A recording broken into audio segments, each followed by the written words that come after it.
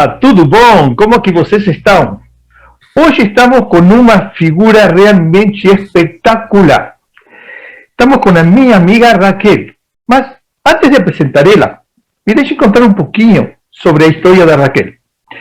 Raquel é Hilda Raquel Cicuto Guyaro. Hoje, Hilda Raquel Guyaro. Raquel foi superintendente executiva do Grupo Santander para tecnologia digital. Ela fez uma dilatada carreira no Grupo Santander e hoje ela está trabalhando em outro tipo de empreendimentos que são realmente muito interessantes. Mas eu vou deixar ela nos contar isso. Tudo bom, Raquel? Como que você está? Tudo bem, Gustavo. Primeiro, boa noite. Um enorme prazer estar aqui falando com você, meu mestre Gustavo. A gente tem uma jornada aí um pouco longa, já de alguns anos, né, Gustavo? Você é uma querida amiga, Raquel, e a honra é realmente minha. Então, vamos começar. A nossa entrevista é uma conversa de amigos, basicamente, que será assistida por algumas pessoas. Centos, miles, milhões, tomara que sejam milhões. Então, o que eu gostaria que você comece contando quem é Raquel hoje em relação a Raquel de faz 10 anos atrás. É difícil a gente separar, né, o que você foi do que você é, porque o mais importante, eu acho que as experiências que você vai adquirindo, elas fazem parte da tua jornada, né? E você não descarta elas, mesmo que sejam boas ou ruins, e eu acho que até as ruins elas são melhores, porque elas vão te dando novas visões, mas assim, eu posso dizer que há 10 anos atrás eu tinha um mundo corporativo muito enraizado dentro dos meus objetivos, né? O que é isso? A gente trabalhava muito pela visão da corporação, pela visão do projeto, da entrega, a gente não olhava muito, acho que internamente, quando eu falo a gente, vou traduzir falando que eu me preocupava muito mais em ter os objetivos claros dentro da organização e de alguma forma, seguindo esse processo, eu me sentia muito mais dura, muito mais, parecendo meio que até um pouco robotizado, né? Por quê? Porque a tecnologia ela é prazerosa, mas a gente está constantemente cuidando de problemas, de projetos, ou seja, você passa a vida fazendo isso, construindo coisas muito importantes, maravilhosas. Eu acho que a tecnologia, ela dá esse prazer, né? Você constrói soluções que resolvem grandes problemas, resolvem pequenos problemas, mas, por outro lado, ela tem um lado tão mais áspero, e aí você vai endurecendo. Então, há 10 anos atrás, a meta era muito importante, os objetivos eram extremamente valorizados a qualquer preço, e muitas vezes você pagava um preço até físico, né? Que não te trazia, apesar de você ter realização financeira, você ter a realização de participar de grandes projetos, você deixava de lado esse outro lado mais suave, e aí, ou seja, quando você rompe com este primeiro ciclo, que foi maravilhoso, e não nego, foi extremamente maravilhoso, e você se vê, eu acho que eu vou lembrar bem a frase lá que a gente conversava, você perde o sobrenome da corporação, você cai numa real porque você tem que reconstruir um pouco o que é você, né? E aí, esse lado mais suave foi onde eu comecei a buscar essa suavidade, essa mudança de, puxa, qualquer preço, que preço é esse, né? Mais importante o meu bem-estar, as coisas que traziam prazer, ou seja, ter tempo para mim, porque uma outra coisa que a corporação faz, ela consome 100% o seu tempo, né? Você se dedica 100% a esse tempo. E aí, coisas que você não percebe, você deixa de pensar corretamente, você entra meio que num modo contínuo de processo. Eu acho que, assim, a minha mudança, resumindo, nesses 10 anos, depois de 10 anos, eu acho que o mais importante para mim foi realmente fazer um resgate de coisas que eram super importantes, né? E que eu fui deixando de lado para atingir outros objetivos. Quando você se refere a coisas super importantes, nos dá uma pequena resenha dessas coisas super importantes. Acho que a primeira é respirar. Aprender a respirar de novo. Porque aprender a respirar de novo, aprender a enxergar o seu corpo como um corpo extremamente importante para a sua visão, né?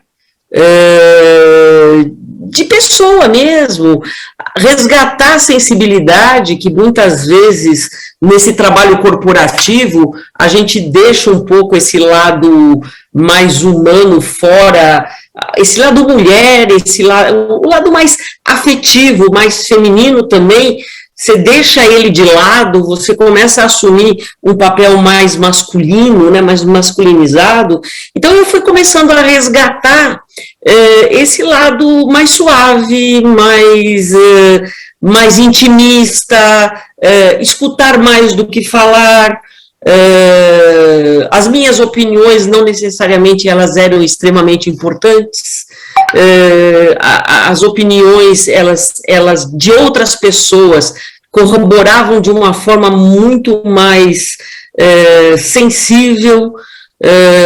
Ter pessoas, às vezes eu brinco, né, que eu virei uma acumuladora de pessoas, né, tem gente que acumula coisas e eu acumulo pessoas, então, pessoas que de uma forma ou de outra têm me ajudado muito a fazer essa redescoberta, né, a redescoberta do corpo, a redescoberta do pensar, a redescoberta da arte, trocar ideias, a descoberta do viajar, do conhecer os vários Brasis que existem.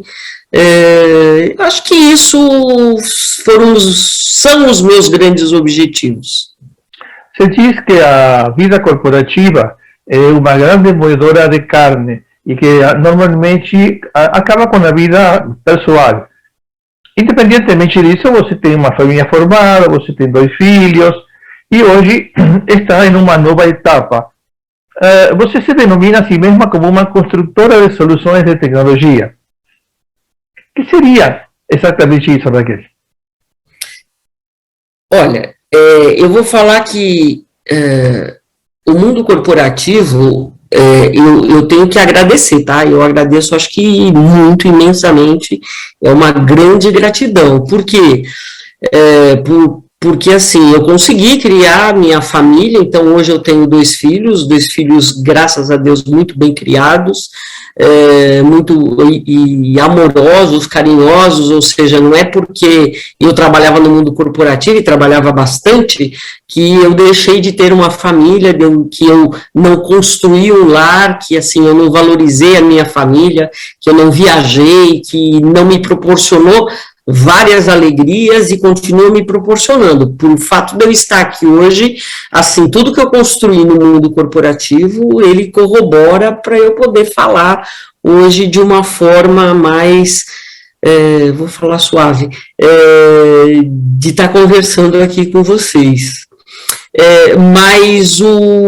Então, assim, eu tive tempo de criar uma família, eu tive tempo de criar filhos, eu construí um patrimônio, e E sim, óbvio que tudo isso daí foi sempre muito prazeroso e é com muita alegria que eu chego até esse momento feliz, né? A felicidade e a alegria, ela faz parte disso, né?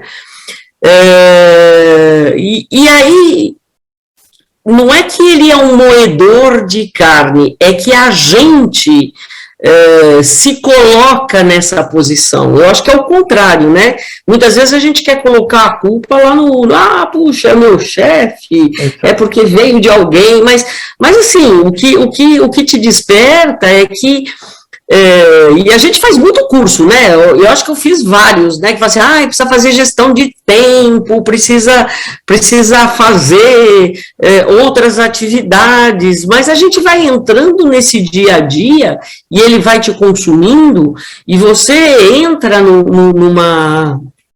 numa espiral que você desaprende de falar não, né? Você desaprende de falar não.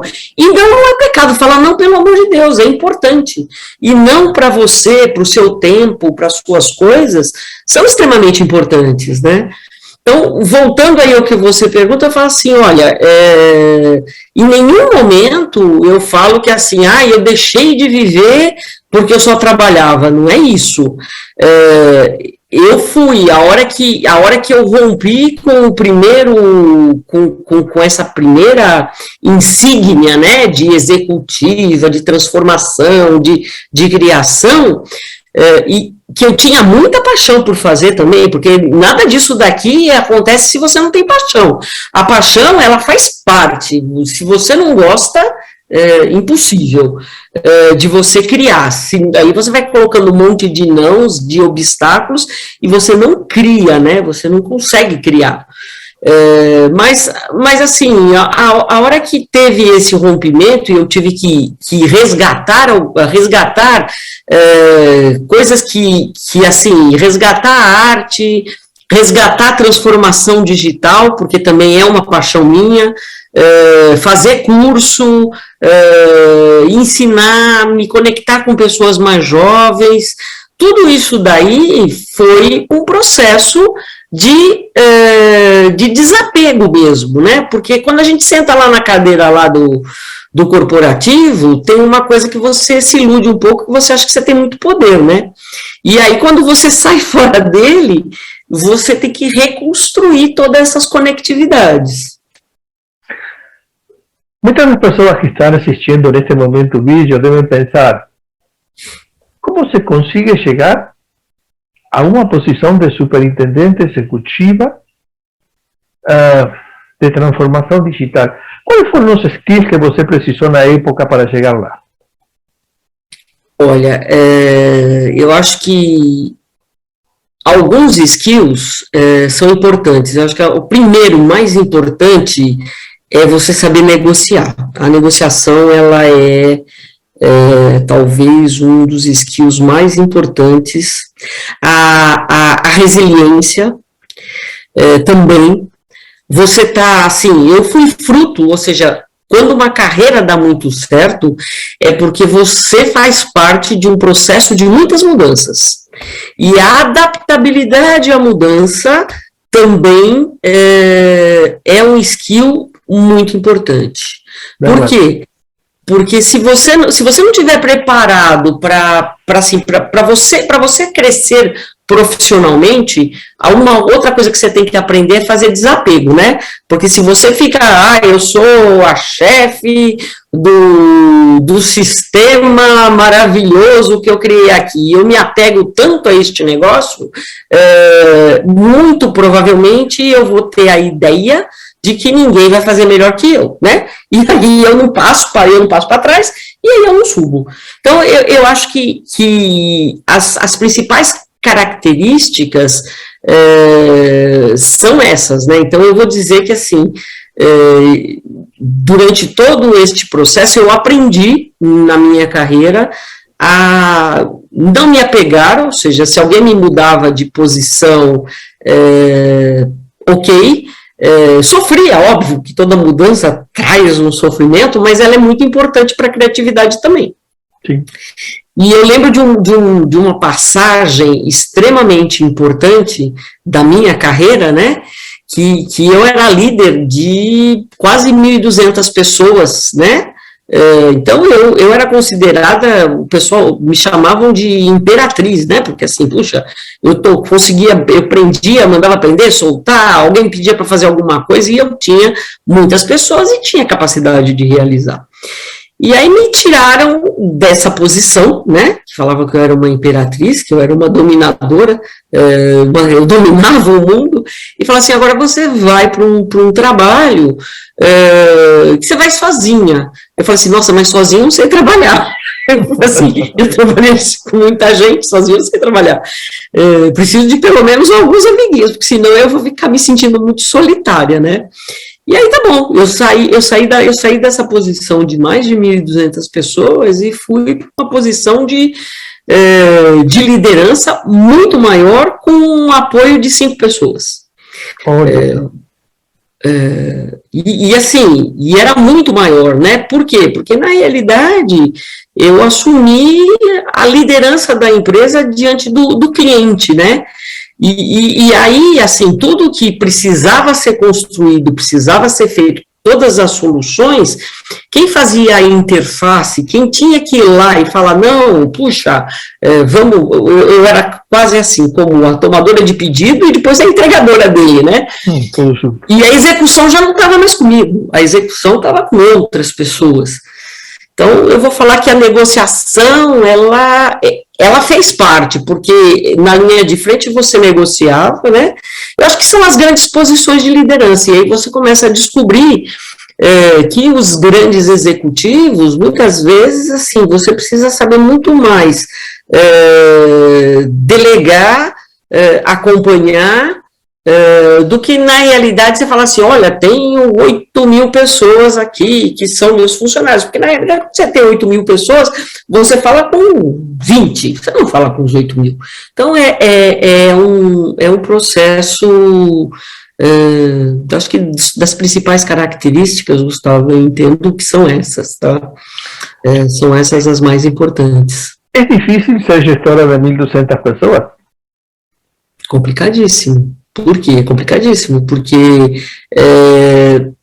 você, ou mais, acho que de 1.200 ou de 15.000, você começa, acho que hoje você tem mais formas de se comunicar, porque as redes sociais, elas possibilitam você ter uma comunicação mais positiva diante dos seus liderados, você consegue expor mais as suas opiniões, os processos de liderança, você de alguma forma tem a comunicação muito mais próxima, né, as redes sociais, e aí os líderes, eles fazem isso, né, os grandes líderes de empresa, eles se comunicam e eles têm que se preocupar com essa imagem.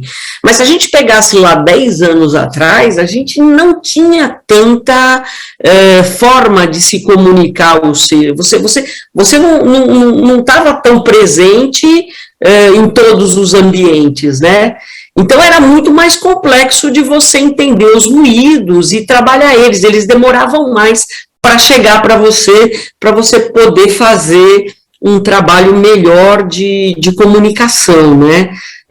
Então, os ruídos, eles eram mais, eles demoravam mais para chegar e você tinha mais dificuldade de tratá-los também, porque a comunicação, ela era mais lenta, né? Eu lembro de alguns cursos que a gente falava que, puxa, você se comunicava em cima, mas aí você tinha que fazer uma cadeia muito positiva de comunicação até a última escala, né? Então, eu acho que hoje, eu tenho certeza que hoje, usando corretamente as redes sociais, você está muito mais próximo do processo de liderança, você consegue trabalhar melhor isso. Da época da Imperatriz, com uma enorme fama e poder, a hoje, cujo trajeto foi mudança de empresa, mudança de mindset, criar uma empresa de consultoria tecnológica, a estar hoje liderando os projetos da Prefisa do Grupo Pernambucanas. Como você saiu do outro lado desse processo? Porque é um processo muito profundo e muito diferente de tudo aquilo que você tinha vivido. Então, eu vou dizer que o meu desafio, né, são dois. O primeiro que quando eu saí da corporação, eu vou falar essa palavra, assim, eu tirei meu sabático, mas na realidade eu peguei 2 anos com um chapéu, uma mochila, uma bota, e eu fui andar pelo Brasil. E aí eu fui mudar conceitos. Foi a época em que você se reconectou consigo mesma. Sim, foram os meus conceitos. Então, quais são os meus conceitos, né? Fala assim, os meus, que eu fui buscar as minhas essências, né? Então, eu tinha uma paixão de conhecer o Brasil, de conhecer os brasileiros. Por quê? Eu passei praticamente 30 anos fazendo soluções para clientes, soluções digitais. Então, eu sou uma pessoa que me especializei em canais digitais. Então, eu conheço os mundos de internet, e até falando, para não contar muita idade, que eu comecei novinha, né? Mas eu sou na época ainda que, puxa, a primeira internet, lá em 2000, né? Que tudo ia virar internet, a gente começou a fazer soluções para atendimento de cliente no mercado financeiro, né?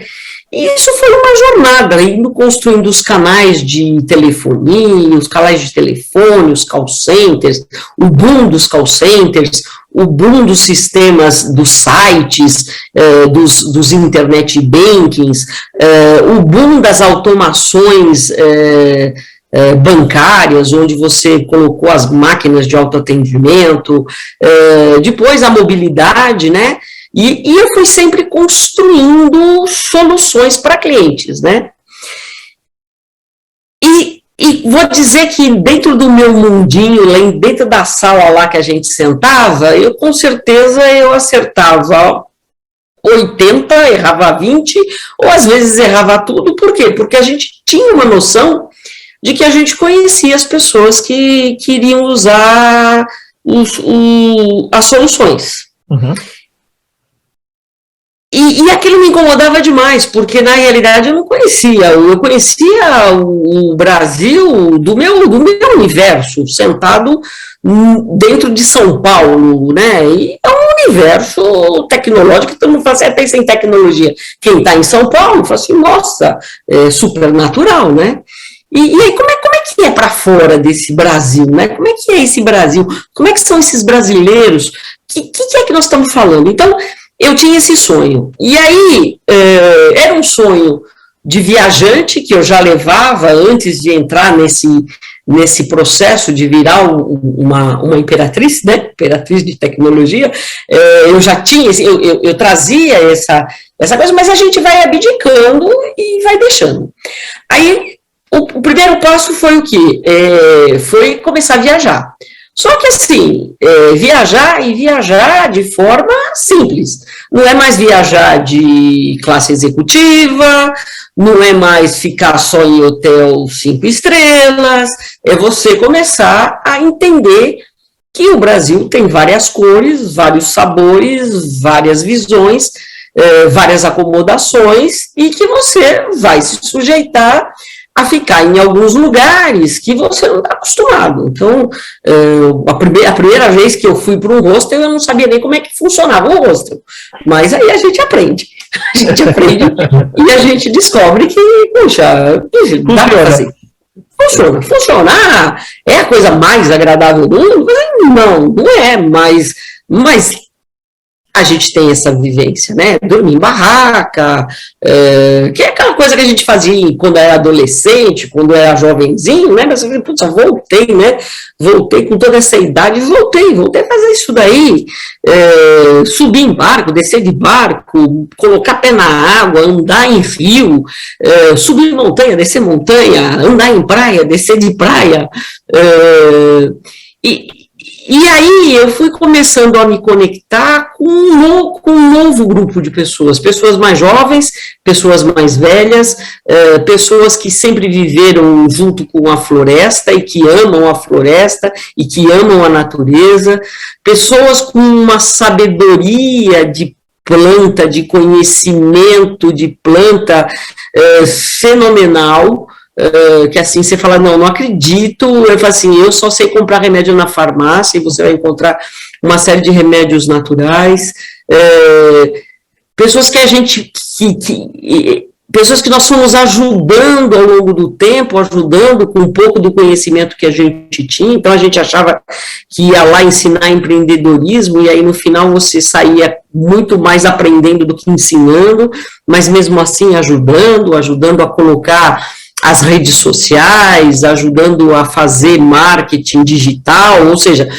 pegando o conhecimento que eu tinha adquirido durante 30 anos e dando este conhecimento de uma forma mais suave, entendendo se as pessoas entendem ou não, ajudando a fazer livro caixa, e sei lá, várias outras experiências aí que eu fui vivenciando, né, como uma voluntária de empreendedorismo, né.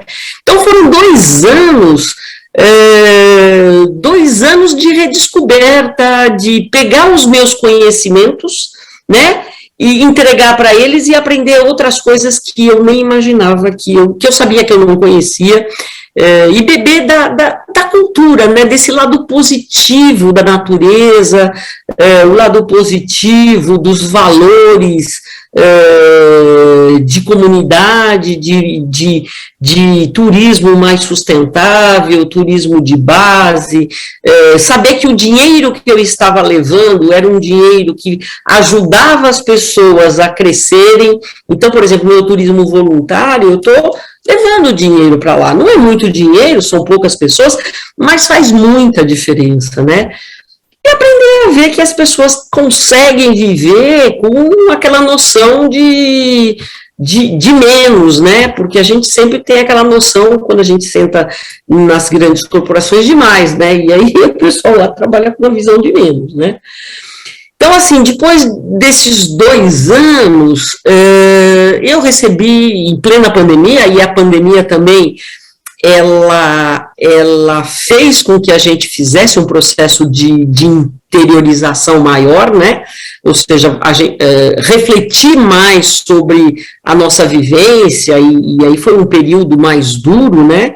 Um período mais difícil, que a gente acabou ficando internalizado dentro de casa, né, e aí eu tive muita sorte, porque depois de 2 anos de ter vivenciado tudo isso, eu recebi um telefonema em casa e falou assim, o que você está fazendo? Eu falei assim, eu tô aqui, né, você não quer vir aqui ajudar a gente a construir um banco? Eu falei assim, opa, acho que desse negócio eu entendo. E eu fui lá, com o que eu vou trabalhar, não sei, o que eu vou fazer, não sabia muito bem. É um mercado diferente, é um mercado não tão rico quanto o mercado financeiro, ele é um mercado mais nichado, o público que está lá é o público que eu conheci viajando, não é o private banking, não são as grandes empresas, são as pequenas, são as pessoas mais humildes que compram, né? Então, assim, eu acabei entrando nesse mundo do varejo, construindo produtos financeiros, né? E aí, desse negócio eu entendo, né? Desse negócio, eu até senti, falar assim, nossa, será que eu vou saber fazer esse negócio? Será que eu sei, né? E aí eu tive um baita de um prazer enorme, porque assim, nossa, que legal que foi, assim, tudo que eu aprendi está sendo muito legal, porque assim, eu estou conseguindo passar para as pessoas, a gente está conseguindo, de novo, a senhora construção de soluções voltou, né, a fazer esse trabalho de construir soluções. Então, e aí, assim, de uma forma mais leve, porque eu comecei a respeitar também meus tempos, né? Os meus tempos, eles também são importantes durante... E falo os tempos meus, né? Os meus tempos de trabalho corporal, os meus tempos de terapias, os meus tempos de arte, as minhas viagens, elas continuam, né? Não estão com tanta intensidade, porque eu passei 2 anos só com a mochila nas costas. Hoje em dia, eu até ando com uma mochila, mas é com laptop, mas ainda tem dias aí que eu coloco a outra mochila para andar. Você sabe uma coisa, Raquel? Eu estava pensando, ia te perguntar qual foi o tipo de brasileiro que você descobriu nessas viagens, mas não vou te perguntar isso. Eu vou te perguntar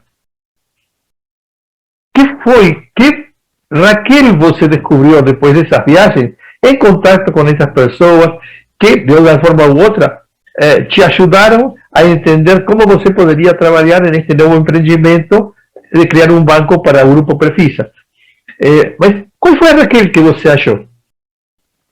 Olha, eu vou contar uma coisa, né? Meu nome é Hilda Raquel, né? E sempre me apresentei como Raquel, porque desde pequenininha só me chamam de Raquel. Uhum. A Hilda sempre ficou como uma pessoa esquecida, né? E nessas viagens, né, depois que eu subi com o chapéu e com o tênis e com a mochila, começaram a me chamar de Hilda, né? Hilda pra cá, Hilda pra lá, Hilda pra cá, Hilda pra lá, e eu virei Hilda, né? Então agora é meio assim, tem gente que me chama de Raquel, tem gente que me chama de Hilda, aí alguém pergunta assim, como é que você quer que seja chamado? Eu falo assim, pode chamar de qualquer coisa que a gente atende. Não é, esse não é o problema. Então, eu uso essa figura, né, de 2 nomes, porque na realidade, eu vou dizer que assim, eu vou usar uma frase também que assim, eu não sei, eu acho que eu não contei para todo mundo, mas durante 10 anos eu fiz teatro, antes de entrar no mundo corporativo, quer dizer, eu já estava no mundo corporativo, mas eu fazia teatro. E eu lembro de uma frase da minha mestre de teatro, que era a Berta Zennel, falecida já, Berta Zennel e Ivone de Assis, e que eles eram do teatro brasileiro, de comédia, e eles me ensinavam uma coisa importante, que quando a gente estava estudando o personagem, o papel para subir no palco, e a subida do palco, ela é muito importante, porque assim, por mais que você tem que estudar muito, então teatro você estuda, e aí você tem meia hora, 1 hora de glória, ou de desespero, né, porque você pode ir lá e se sentir desesperado, mas você passa, sei lá, 200 horas estudando e tem lá 1 hora lá de glória que você vai lá e se apresenta, né? E aí, qual é o medo quando você sobe no palco? De você esquecer o que você tem para falar, de você não ter, de você esquecer as suas falas, de você errar, de você não conseguir contracenar com as pessoas. Então, você tem milhões de medos naquele momento, daquela hora da verdade, que você está subindo lá no palco e você vai falar assim, eu vou falar e meu personagem vai vir, né? E aí o que acontecia, que é a frase que ela falava, que falava assim, olha, quando você estuda 200 horas, você tem a certeza que o seu conhecimento, ele está sedimentado e ele fica atrás. E tudo aquilo que você estudou, quando você vai lá para aquela hora da verdade, aqueles 10 minutos de glória, 1 hora de glória que você sobe lá, você se entrega de uma determinada forma que quando você precisa do seu conhecimento, ele volta, ele vem. Por quê? Porque é a natureza. Você se dedicou, você trabalhou, você construiu, você criou uma série de habilidades. Então, não tenha medo. Você está seguro do que você está fazendo, você sobe lá, vai fazer o seu papel, e se faltar alguma coisa da técnica, a técnica ela vem. Então, os 30 anos do meu trabalho corporativo me deram muitas técnicas. Claro.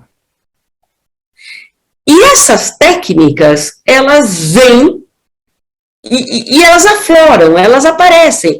Então, hoje, por exemplo, as pessoas perguntam assim, como é que você sabe tudo isso? Eu falo assim, eu não sei como é que eu sei tudo isso, eu sei que eu sei. Mas sei conhecimento.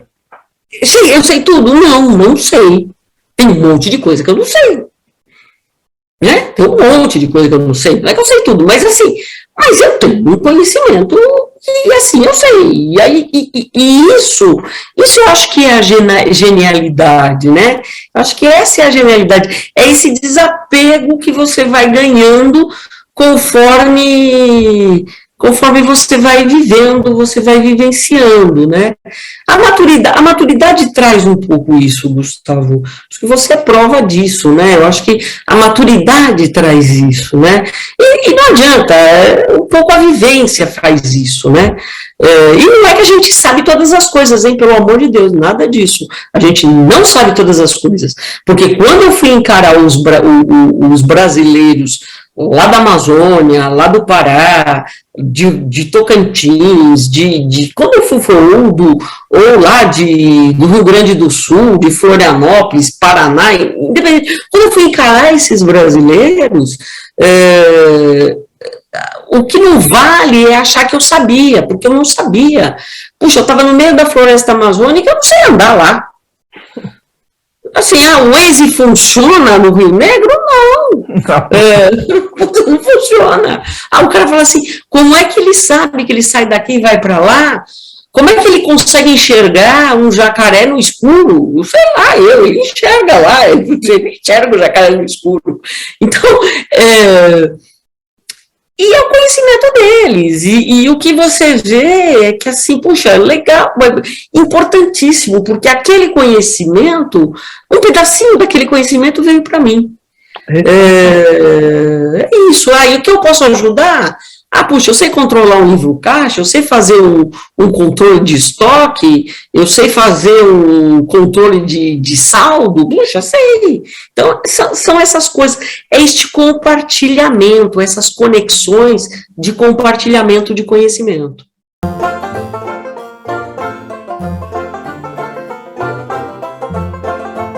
Não sei se eu respondi o que você perguntou. Perfeitamente bem.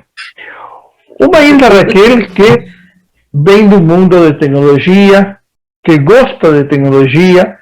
A tecnologia é uma coisa diferente, permanentemente em mudança, em cambio, em superação, em novos pontos de vista, mas se interpreta como uma coisa fria. Como você consegue fazer com que essa Raquel da tecnologia coincida tão bem com a Raquel que faz teatro, com a Raquel que pinta, e muito bem, pinta quadros muito bons, excelentes, eu já tive a chance de ver muitos deles, e eu tenho um aqui numa das minhas paredes. E a Hilda que dança, a Hilda que se expressa de diferentes formas através da arte. Como você faz que essas duas Hildas, Raquel, coincidam?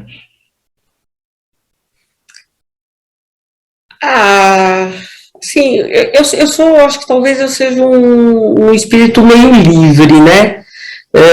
E uma das coisas que eu trabalho, que eu venho trabalhando, é que, assim, a rotina, ela me incomoda um pouco, apesar de eu ser uma pessoa que pratica rotinas, tá?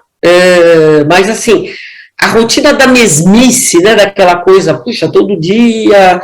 E eu faço todo dia as mesmas coisas, porque a disciplina, vamos falar assim, não confundir rotina com disciplina, eu acho que são duas coisas diferentes, né? Ter disciplina não necessariamente quer dizer que você tem rotina, né? Mas assim, eu acho que é um pouco o que eu te falei, eu sou uma pessoa que consegui juntar tudo isso, né? E aí tem gente que fala assim, mas você tem tempo para isso? Eu falo assim, não sei, tem dia que eu não tenho tempo para nada, tem dia que eu também não quero fazer nada, e tem dia que eu faço muito, então não tem uma fórmula, Gustavo, eu acho que não tem uma fórmula, não. Eu acho que assim, a fórmula mais mais exata, é que eu me sinto extremamente energizada fazendo essas coisas. Eu gosto, para mim é um prazer, por exemplo, sei lá, para mim é um prazer hoje pegar, por exemplo,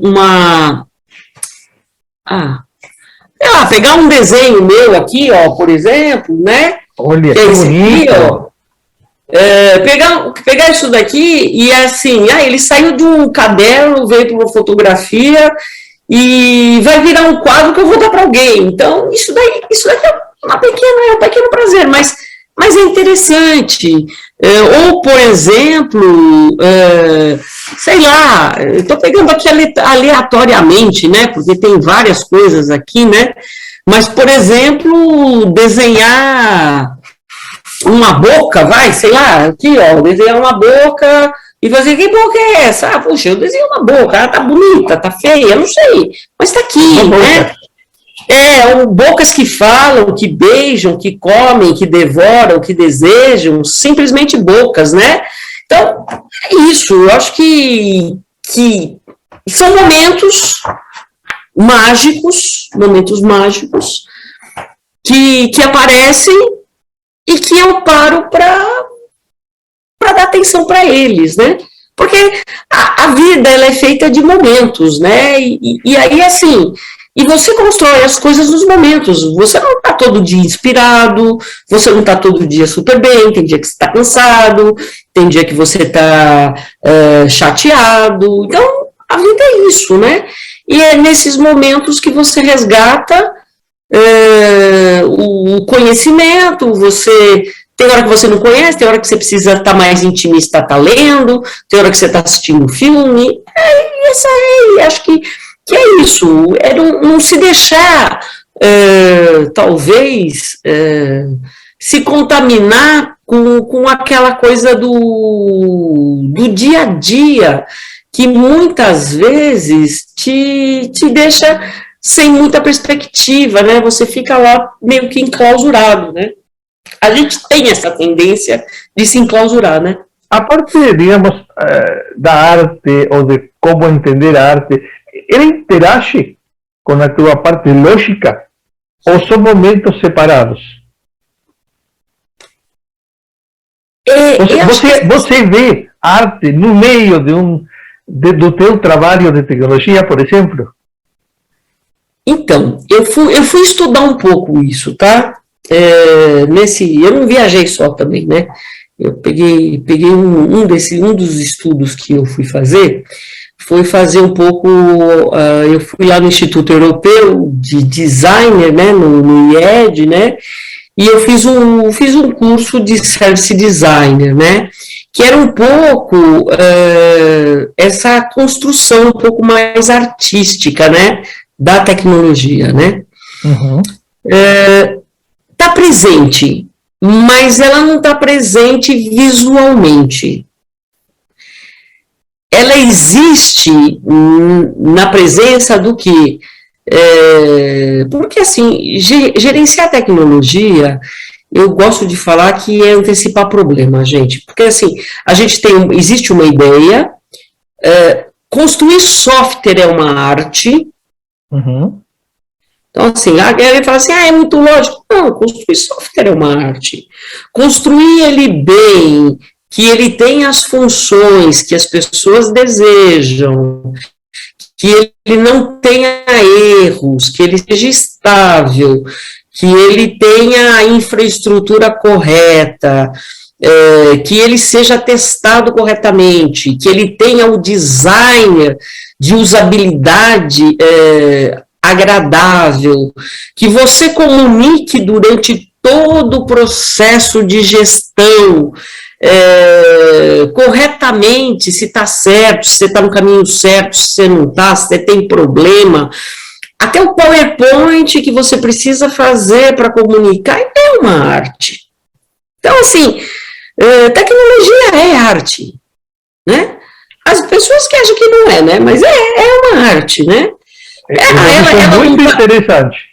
Ela não está no quadro? Não, ela não está no quadro da parede, ela não está no livro? Não, mas Mas, gente, ela está nesse aplicativo, ela está nesse celular aqui, e nesse celular, isso aqui é uma arte, gente. Isso aqui, puxa, isso aqui hoje em dia a gente sai de casa sem o dinheiro, mas não sai sem o celular.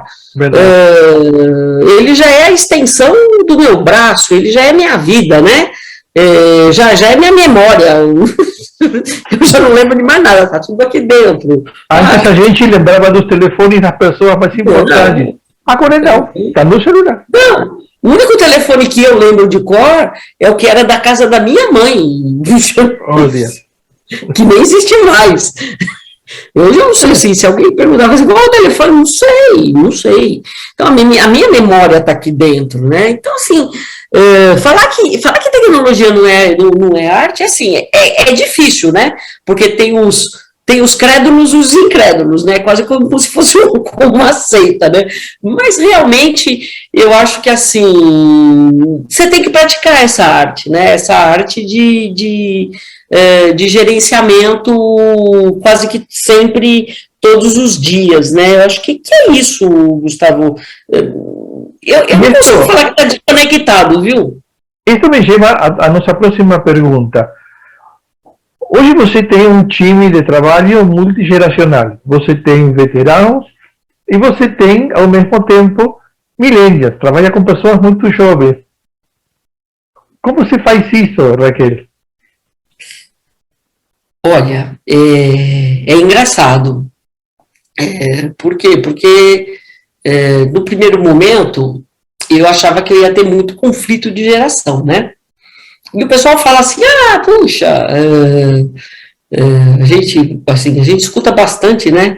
Principalmente quem é mais velho, fala assim, esse povo mais jovem hoje é tudo mimizento, né? Tudo cheio de mimimi, não gosto, não quero, eu vou trabalhar, tal, né? E aí você coloca a gente que vem da escola um pouco mais antiga, que nem a minha, né? Que era mais ditatorial, né? Mais dura, né? A minha escola é muito mais dura, né? O povo, de vez em quando, fala que, até falando de suavidade, mas de vez em quando tem gente que fala assim, que eu sou brava, né? Que eu sou muito direta, muito objetiva, né? Então as pessoas falam assim, mas assim, cara, assim, precisa sair do outro lado. Então, é que nem assim, você vai atravessar o rio, tem que ser objetivo. E aí, tá sendo bem legal, por quê? Porque, assim, eu tenho trabalhado com pessoas que, assim como eu, já querem trabalhar, mas não estão mais naquela vibe que eles querem ser a estrela da galáxia brilhando, né? Porque assim, a gente já passou um pouco dessa fase aí, fazia menos holofote, deixa aqui que eu trabalho, eu entrego, não precisa botar muita luz, não, deixa a gente quietinho aqui, que a gente vai fazendo, né? E tem a experiência de conhecimento, principalmente do mercado financeiro, que não é um conhecimento muito comum. As pessoas mais jovens não conhecem tanto, e a gente tem alguns balzáquios, né, alguns anciães aí que vêm com um pouco mais dessa tecnologia. E aí a gente se conecta, né, porque eu estou fazendo aplicativo, estou fazendo site, estou construindo coisas, e aí eu me conecto com a moçada, né? E assim, eu posso dizer que assim, o que é mais importante para mim hoje, que eu entendo, não existe conflito se a comunicação é clara, se você ajuda a tirar as dificuldades, e também não é ajudar a tirar dificuldades, sabe aquela coisa do chefe mágico que chega no último minuto, depois que o cara já ralou, já se descabelou, já brigaram, já entraram em gestão de conflito, já quase se mataram, e aí você entra para resolver como salvador da pátria, né? Uhum. Não é essa postura, é a postura de você, no dia a dia, acompanhar de forma mais próxima, mesmo porque eu não tenho mais as 1.200 pessoas também, então dá para você acompanhar de forma mais próxima e ajudando a tirar os grandes impedimentos, né? Eu acho que isso daí que é o. Eu acho que isso daí faz com que você consiga trazer a cultura mais sedimentada, né, que são as pessoas mais antigas, né, que são as pessoas que já trabalharam no mercado e já vivenciaram vários projetos, e conectar com essa moçada aí que está saindo, que é muito boa, que é muito criativa, que é super rápida, mas também que ainda tem aquela coisa muito imediatista, né? E que muitas vezes você precisa ser um pouco mais calmo no processo de criação, né? Principalmente quando a gente fala de dinheiro, né? Quando a gente fala de site, de comunicação, que não envolve dinheiro, você até tem uma. Você pode ser um pouco mais leve, pode ser um pouco mais antenado. Mas quando você fala de dinheiro, você tem muita preocupação hoje, porque assim, principalmente aí com toda essa visão de cyber, né, de cybersecurity, que você precisa estar muito preocupado, porque o mundo digital é uma nova linguagem, né? Não é mais a linguagem de você ir lá na fila do banco, né? É a linguagem que você quer resolver tudo no seu celular. E aí tem as suas facilidades e as suas dificuldades. Você trabalhou em segurança bancária durante muito tempo também. Sim. É um tema eu já fui picada por muito bicho. É um tema complexo. Eu lembro que na época já a gente se conhecia e você vivia correndo de um lado para o outro. Foi um tema complexo para você? Olha, na segurança, acho que foi um dos últimos capítulos aí lá do mundo corporativo, né? Uhum. Eu acho que dos finais, né? Mas eu caí num lugar que eu também gosto de falar que ele é mágico, né? Porque eu fui trabalhar com IoT, né? Com internet das coisas, né? E aí, assim, puxa, câmera, sensor, 3, 4 alarme, dispara outra coisa, toca buzina, joga fumaça, chama a segurança, faz sistema de monitoração, usa muita inteligência artificial, começa a trabalhar um pouco mais com robótica, né? Então, assim, eu fui começando a construir esse universo que ainda ele existe. A gente já tem ele dentro de casa, né? Você já tem uma Alexa, você já fala acende a luz, apaga a luz, você já conversa um pouco com esses objetos, mas ainda ele não está totalmente enraizado no nosso dia a dia, né? Ele ainda está, apesar de já ter muita coisa aí rodando, né? Coisas importantes aí, como, por exemplo, puxa, eu já abasteço, eu já uso muito RFID, já se usa muito essas tecnologias, mas o desafio foi muito legal, de segurança e proteção, já usando a internet das coisas, né? Tanto é que depois, no final, nesse curso aí que eu fui fazer foi em 19, né? Porque 20 parece que 20 não aconteceu, né? Então 2020 foi meio um hiato na vida de todo mundo, né? Então assim, 19, né? Ainda estava 19, ainda foi um pedaço de 20, eu acabei o curso em plena pandemia, mas eu tive a oportunidade de ir pro Canadá fazer um módulo do curso. Eu fui fazer um módulo internacional lá no Canadá. E esse módulo, ele chamava Futuros Desejáveis, né? E aí a gente aprendeu a projetar coisas que, puxa, a gente que é muito sistemeiro, né, que trabalha muito com tecnologia, o máximo que a gente conseguia projetar era 1 ano, 2 anos, né? 5 anos a gente já era velho, já estava usando técnica velha de desenvolvimento. E aí eu fui lá pro Canadá, lá em 19, e aí eu fui projetar coisas que poderiam acontecer daqui 20, 30, 40 anos. Caramba! Eu falei, opa, tem gente que está pensando nisso? Outra vida? E outra vida. E tem, né? E aí pega o moço lá que acabou de comprar o Twitter, lá, o seu Elon Musk e tal, com certeza, ele está trabalhando num negócio de 20, 30 anos para frente. E acho que é isso, né? O que é legal de toda essa história minha, né?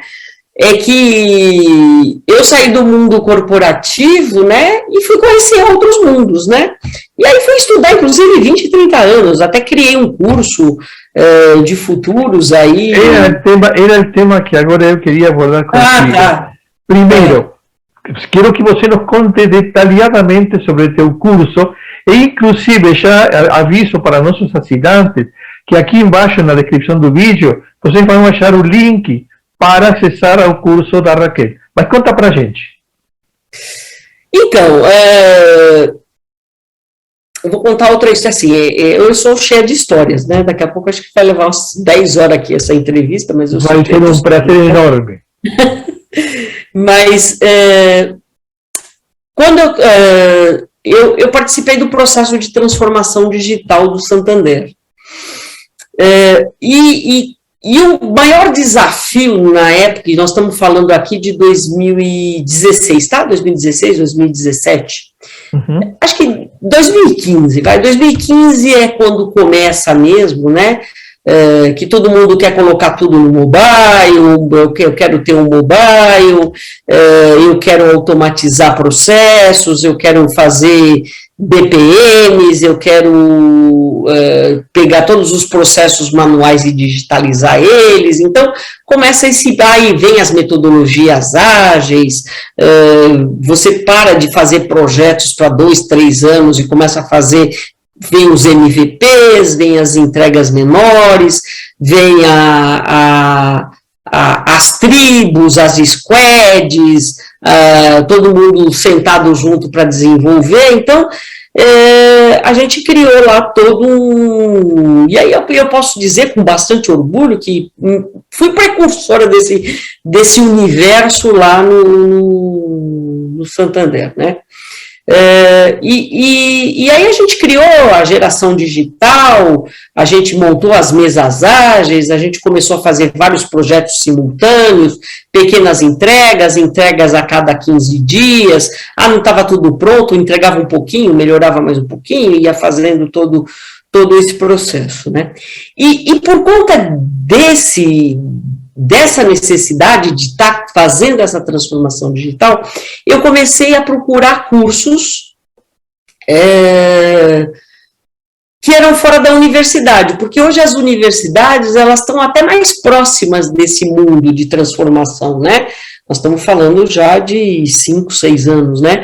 Mas, em 2016, 2017, você achava cursos livres ou pessoas que já tinham estudado, que estavam fazendo alguns tipos de curso, e montava-se cursos livres, né? E eu lembro que eu entrei para fazer uma série de cursos na Perestroika, que até hoje existe, que ele brinca falando que era a pior escola do mundo, que era um curso que você sentava no chão, nas almofadas, e aí entrava vários mestres, né? Várias pessoas que, aí ia falar de física quântica, falava de mindfulness, falava de yoga, de futurismo, e eu comecei a fazer vários cursos, né?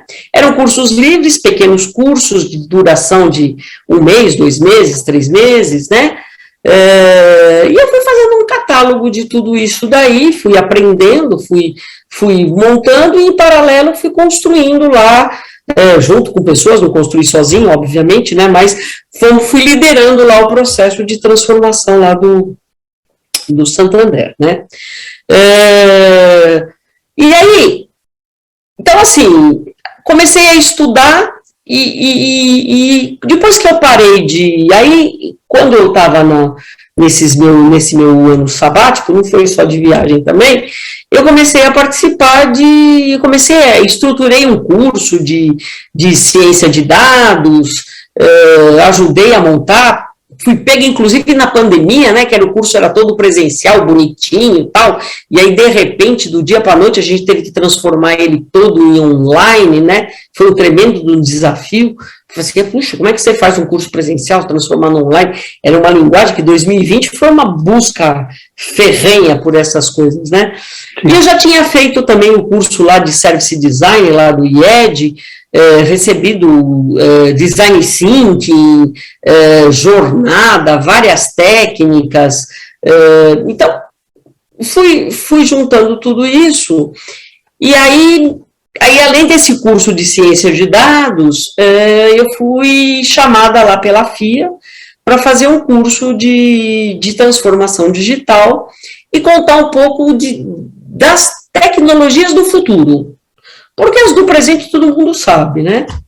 E aí eu montei, aí assim, eu dou esse curso onde eu falo do futuro do alimento, do futuro da agricultura, do futuro do planeta, do futuro da roupa, ou seja, é um radar de tecnologias, a gente olha as tecnologias, já não olha as tecnologias presentes, porque tem muita coisa que você fala, olha, isso daí é moderno, já não é mais, né? Está evoluindo rapidamente, né? Eu uso a frase, né, que a gente tinha lá, em 1975, a gente tinha lá um computador, um IBM, né, que processava lá, em 75, e aí e aí a Apple lança lá o iPhone 4, que tinha a capacidade de um computador de 75, né? Então, gente, aí assim, e hoje a gente já está no 13, já nem sei mais direito, não sei se já está no 13, indo já para o 14, já indo para o 14, então essa capacidade de processamento, além de Moore, e aí toda essa evolução tecnológica, eu acabei construindo lá este curso, mas muito mais para trazer para as pessoas que a gente imagina aqui a tecnologia com equipamento, com coisas, mas, gente, futuro da medicina, e a gente viu com a pandemia mesmo, né, como a medicina foi rápida em construir, em criar vacina, em testar vacina, e coisas que levava 5 anos para fazer, o cara fez em 1 ano, né? Isso daí tudo tem muita tecnologia por baixo, né, por trás, né, tem muita tecnologia, né, aí tem lá as pessoas que estão estudando para não morrer, que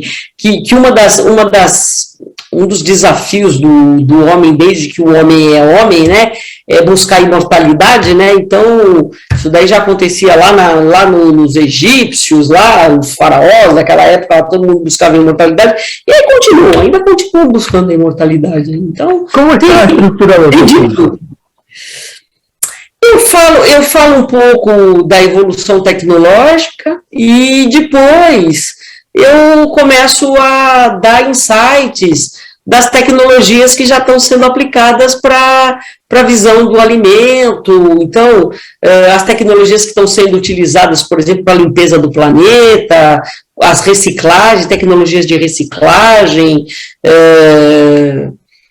e aí vai, a da medicina também, a evolução da medicina, os ciborgues, todas essas tecnologias. Então eu vou contando um pouco tudo isso. Não tem ele é muito mais, eu acho que mais neste primeiro momento ele é um curso mais informativo, né? Ou seja, ele pode dizer que ele é um onboarding, bem-vindo, né? Bem-vindo a esta evolução, né? E ajuda muita gente que quer pensar em evolução de carreira, porque muita gente busca esses cursos porque quer fazer uma evolução, quer fazer uma mudança de carreira. Então, ajuda um pouco a falar assim, os nortes, onde você pode buscar mais conhecimento. Eu acho que é isso. Qual seria o teu público-alvo? Quem faria esse curso? Olha, hoje é bem variado, viu? Pelo menos quando eu faço lá na FIA, tem gente muito nova buscando, tem gente que tá no mundo corporativo, trabalhando e quer fazer um change de carreira, tem gente jovenzinha que não sabe muito bem o que vai fazer e aí vai lá para ter uma noção. Então, ele é um curso, inclusive, multigeracional, né? Uhum. Ele tem um formato digital nesse momento. Quem siga o link e se comunique contigo pode comprar o teu curso e assistir a ele livremente, no tempo de cada um, digamos. Então, hoje assim, esse daí que eu estou contando, ele está na FIA, sim. Tem outros cursos que eu posso indicar, e tem cursos que sim, que a gente pode fazer presencial. Presencial eu acho que hoje ainda não, mas fazer online, mas ainda eu prezo bastante. Eu dou o conteúdo, mas é um conteúdo falado, mas dá para fazer sim, com um grupo, individual, dá para fazer sim. A gente tem o curso montado. Pessoal, aproveitem, porque aqui não só tem experiência, tem um ponto de vista que poucas vezes eu vi em executivas que fizeram essa virada e se convirtieron em uma pessoa tão ampla como é hoje a Raquel. Raquel, quais são os projetos para este ano de 2022 que está tão... Já 2022 já foi 6 meses, quase. Conflituado, estamos chegando na metade do ano e ele já vende tudo. Nossa, olha, assim, os pessoais, né? Os pessoais, puxa, é publicar meu livro, que eu estou prometendo fazer isso e até agora não consegui. Mas esse livro fala de quê? E esse livro fala de quê? Esse livro, ele fala de momentos. Olha. São reflexões e momentos. É um livro que foi muito inspirado, eu acho que nos meus momentos de vida, em algumas dificuldades, algumas passagens, né, de vida, né, e valorização de memórias. Então, assim, eu chamo ele de reflexões. Eu tenho uma foto que eu gosto bastante, que é a capa, né, que eu estou sentada no balanço da Montanha do Infinito, que é um balanço que é uma foto onde eu estou balançando nas nuvens. Então, assim, ele é um livro para degustar, não tem a intenção que não seja de ler e degustar. Ele não tem nada. E tem os primeiros desenhos, né? Porque eu fui escrevendo e fui desenhando, né? Fui fazendo desenhos. É assim, é um livro meio despretensioso, mas que eu fiz com muito carinho, com muita dedicação, e fala muito dos meus pensamentos, dos meus momentos. Publicar o livro, o que mais? Concluí a primeira fase dos meus projetos lá na Pefisa, na Pernambucanas, que é uma meta. Assim, o banco, né, ele já está funcionando algumas coisas, mas ainda precisam fazer umas entregas importantes aí para a gente ter uma estrutura de produtos e serviços, né? Viajar, continuar viajando. Aliás, o julho eu estou indo para uma aldeia indígena no Acre. Oi, sério? Então, continuar viajando. Sério que está indo para uma aldeia indígena no Acre? Que viagem diferente. Tem que conhecer o Brasil e os Brasis. E os brasileiros. Então, vamos lá, a Índia faz parte. Apesar de que eu já fui em algumas, mas aí eu quero ter uma vivência numa tribo indígena mesmo. Não do tipo turística, aquelas que a gente vai o tempo inteiro, sino alguma bem autêntica. É turístico, né? Porque a gente não faz parte muito lá do dia a dia deles, né? É turístico, né? Eu, com certeza, vou ser uma entidade diferente naquele universo lá, né? Eu vou ser diferente, não tem jeito. Eu vou ser turista, né? Não sou não sou antropóloga, não sou bióloga, não sou nada disso. Então, eu com certeza vou sentar lá como uma turista, mas vou ter oportunidade de vivenciar alguns dias lá. Viajar, sei lá, continuar desenhando, acho que continuar fazendo entrevista com você, que está sendo um enorme prazer também, podendo fazer mais? Seria mesmo. Acho que é isso, Gustavo. Ele tem 6 meses, né? Eu falei assim, eu dá para planejar mais coisas? Eu acho que não, só tem 6 meses. E eu já estou atrasada com o meu livro, porque o meu livro era para ter saído em janeiro e já passou 6. Então, puxa, ainda eu tenho que voltar para esses focos aí, porque senão eu não consigo concluir. E acho que uma coisa que eu quero fazer também, que também é pessoal, tá? Colocar as minhas pinturas nas redes sociais, que isso aí também eu não tenho divulgado muito. Tá tudo muito ainda umbilical, tá tudo muito aqui no meu interior, eu ainda estou me sentindo meio na maternidade, gestando tudo isso daí. Elas são tão boas que merecem ser compartilhadas. Eu dou fé disso. Raquel, é um enormíssimo prazer conversar contigo, mas já te tomei muito tempo.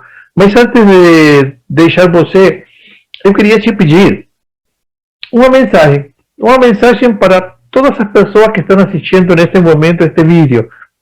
E você sabe que a internet é uma coisa extremamente democrática, então são muitas as pessoas que assistem. E essas pessoas devem estar pensando neste momento, caramba, olha, ela é uma top, ela chegou lá, mas ela conseguiu fazer uma mudança impressionante. Como que ela fez? Deixa uma mensagem para esse pessoal que gostaria de mudar a mudança que você tem feito. Olha, eu acho que a mensagem mais importante, mais assim, acho que mais do fundo mesmo da alma e do coração, é que, assim, todo mundo é capaz. Todo mundo é capaz. Assim, muitas vezes as nossas limitações, elas estão muito mais na nossa mente do que na nossa real capacidade, né? Então, acho que... E também uma outra coisa importantíssima que eu gosto bastante é de, sabe, entender que nas dificuldades, nas mudanças, é que realmente a gente cresce. A gente atinge a gente sobe degraus quando a gente se despe um pouco dos preconceitos, né? Porque muitas vezes fala assim, vai dar errado. Então, aquela positividade que muitas vezes a gente lê em livro de autoajuda, fala assim, não, tem que ser positivo. Mas não é aquela coisa tão fria, né? Assim, é dentro de você. Essa energia criativa, ela te leva a você conseguir fazer... mudar, ter novos desafios. Então, você tem que acreditar que você é capaz, né? E também uma outra coisa que eu aprendi também, a gente não sabe nada sozinho. Então, assim, tem que buscar ajuda, sabe? Assim, é o que eu falo bastante, né? Por exemplo... ter você como mestre, como conselheiro, ajuda, ter outras pessoas, né, eu brinco aí, falando, volto a dizer, né, minha acumuladora de pessoas, né, mas assim, estas pessoas, estando ao seu redor, elas te ajudam a fazer esse processo de transformação, né, seja conhecer pessoas numa viagem também, fazer novas amizades, não ficar preso porque muitas vezes a gente fica preso aos mesmos ciclos, né? Aos mesmos ciclos de pessoas, círculos, né? Nem ciclos, é círculos de pessoas, né? E não, você tem que buscar as diferenças, né? É essas diferenças que vão te dando a riqueza e a capacidade de mudar, de transformar, de construir, juntar o novo com o velho, não é só novo, o velho também precisa, tem alguns propósitos, né? Eu acho que é isso, Gustavo, assim, eu não sou nada maravilhosa, não, eu acho que a gente tem várias coisas, né? O que eu aprendi é fazer coisas que me dão prazer, que alimentam a minha alma, que me dão alegria, que eu acordo todo dia feliz, então é isso. Como eu sempre falo, as pessoas que são verdadeiramente grandes conseguem passar uma mensagem com simpleza e uma profundidade enorme. Raquel, eu tenho certeza que você vai impactar muitas, mas muitas pessoas com esta mensagem. Te agradeço enormemente pelo teu tempo e pela entrevista e por ter me dado a deferência de conversar comigo hoje. Muito obrigado mesmo. Sempre à disposição, Gustavo, sempre à disposição, quando quiser. Eu demoro um pouco, sou meio enrolada, você fica um pouco assim, a gente tem lá os seus coisas, mas a gente chega lá. Obrigado e com certeza vamos falar novamente. Muito obrigado mesmo. Obrigada, boa noite e um enorme prazer.